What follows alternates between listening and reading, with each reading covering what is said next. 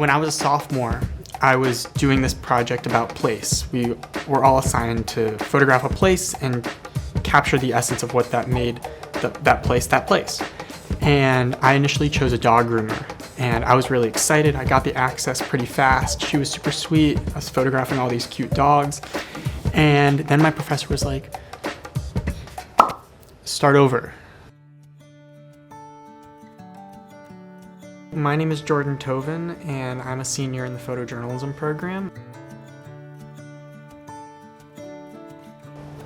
I got into photojournalism during the pandemic. I had found my mom's film camera right at the start of the pandemic, actually before we all went into quarantine, and I started going and developing film, learning how to shoot.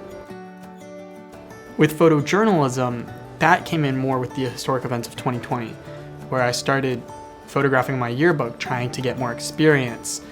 Then you had all of the events of the pandemic occur at the same time as the Black Lives Matter revitalization. Well, and then Biden won.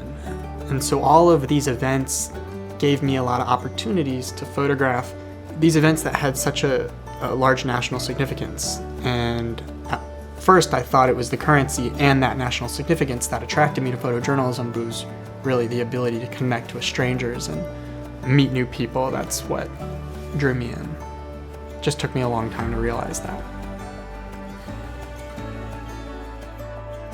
My photojournalism professor, Matt Eich, he said, I want you to take on this different approach of letting my curiosity guide the process of making pictures. And so he advised me to just walk around the surrounding neighborhood, ask questions, talk to people, have conversations.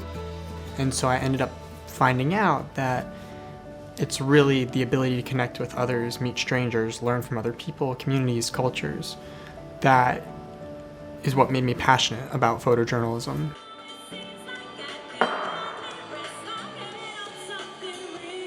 My favorite song, hands down, and I added this to the thesis, album, because I can. Can We Talk by New Impressions? It's so good. The lead vocalist, he's so good. He has such a high.